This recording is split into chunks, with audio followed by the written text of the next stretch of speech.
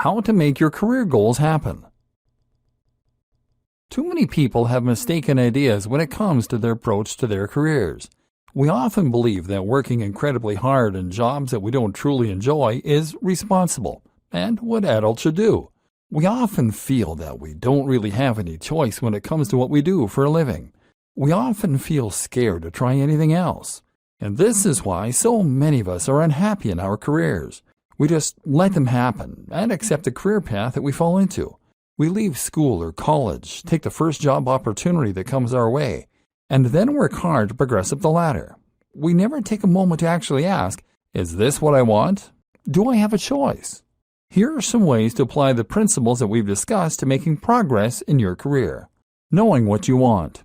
The first and most important thing to focus on here is step 3, coming up with your plan. It's time to acknowledge that you don't have to continue working a job you don't like, and there's no reason that you even need to focus on your career at all. The first myth we need to dispel, then, is the notion that you need to get your sense of satisfaction and progress from your career at all. That is to say that you should be able to get the same satisfaction from a hobby. We often feel that our sense of self-worth and achievement is tied up in our careers, and that we need to work harder and harder in order to feel like we're progressing in life. But while you might be CEO of a logistics company, you are still ultimately in charge of making sure people get staplers, when your passion might be painting works of art. This is why you can often do better to simply switch your focus to your extracurricular activities. My sister did this as an artist when she realized that the reality of her intended field, creating props for movies, was not quite as idealistic as she had hoped. So instead, she took on a job that would pay the bills by working as a saleswoman, and then used her spare time to work on her creations in her own time. She's gone on to receive quite a following on social media, and has sold several of her works to private buyers. So although her career isn't something she gets particularly excited about, she still gets that sense of progress and excitement and doesn't need to keep taking on more responsibilities to feel happy and fulfilled. And that also brings us to the other point. Your wealth isn't entirely determined by your career either. You can just as easily augment your income through other means, whether that means renting out your room or whether it means cutting the neighbor's hair. This is once again why it is important to consider the precise nature of your goals. If your goal is to be richer, then you can do it by shrinking expenses, by finding other sources of income, etc. If your goal is to get more status, then you may be happy to progress in your current career. If it is to be fulfilled in your artist endeavors or to be acknowledged for your ideas, then you may prefer to focus on working on projects outside the office. This is essentially what we refer to as lifestyle design. Lifestyle design means that you're focusing on what you can do to create your perfect lifestyle, and you're looking for the path of least resistance to get there. This might not mean working more, it might mean working less, and even taking on a menial job so that you can put more energy into other areas of your life. Heck, it might mean creating income from elsewhere so that you can afford to work 4 days a week. Why not? Creating a foolproof strategy. We've addressed the power that fear can have over us, and the way it can prevent us from going after our goals. This is especially true when it comes to achieving things in our careers. And for that reason, it makes sense for us to take a look at some of the things we can do to make our career goals less risky. For example, a lot of people will make the statement that they want to look for another job, but that they can't because they have too many responsibilities. They might even make the unfounded claim that they wouldn't be able to find another that would pay the same salary without looking. But there is no reason that this needs to be seen as a risky undertaking, and no reason that you should be afraid to look for work. The simple answer is just to look for other jobs while you're working your current job. Spend a couple of evenings looking at other jobs and applying for them, and only leave your current job when you have found a new one. Zero risk. The same goes for starting a part-time business. You don't have to immediately transition from one job to another when you can simply use your spare time in the evenings or in the weekends to work on your new business idea. Only once you are certain it works should you then consider leaving your current job in order to take on the new one, and this will present you with another risk-free way to transition to a job or career you love. You can even try reducing your work hours, and then use that extra free time in order to work on your business. Take a part-time job, and during your longer free hours, work on your business project. The same goes for investment. If you need investment to create a business idea, then there are lots of risk-free ways to get it. Using Kickstarter these days is a great option, for example, and involves zero risk as well as a great way to test the reception for your idea. Likewise, you could ask your parents for investment. You could get a business partner friend, or you could take out a credit card loan.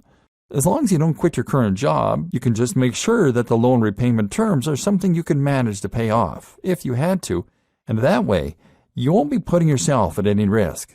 If you really want to make this happen, then you can always find a way. And if you have assessed your vision, and you just want to be a rock musician, then don't be distracted by trying to get rich. Focus is start doing the thing you love and finding more time for it. Let success come as a byproduct. As soon as you start working on your project, you'll find that it is rewarding, and you now have a drive and passion that wakes you up in the morning and makes you more animated, more passionate, and more exciting to be around for others even. It doesn't even matter if you are a success, and that's why you should also view failure simply as a chance to reassess your strategy and try something else. When you take this approach, there's really no way you can fail. The path of least resistance. Remember, genuinely going after something you want means taking the most direct and practical route to getting there. The path of least resistance. In this case, that means creating a business idea that you can realistically accomplish, or designing one around your current contacts and ideas.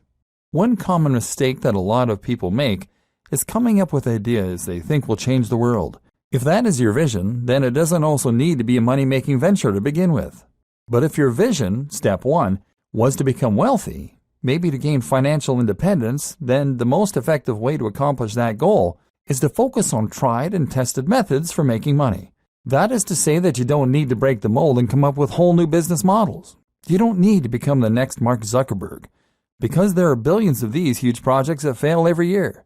Meanwhile, just count the number of successful shops, clotheslines, resellers, building companies, hairdressers. There's nothing wrong with taking an idea that you've seen work and then just following it through to the letter. You now have a blueprint for success, and you aren't having to reinvent the wheel. Likewise, think about your resources and contacts. If you happen to know the editor of a gardening magazine, then that is an incredibly powerful contact to have, and you should make the most of that. Start a gardening service and use them to advertise. You should also play to your strengths, and if you know a lot about gardening, then once again, this is a good choice for your career.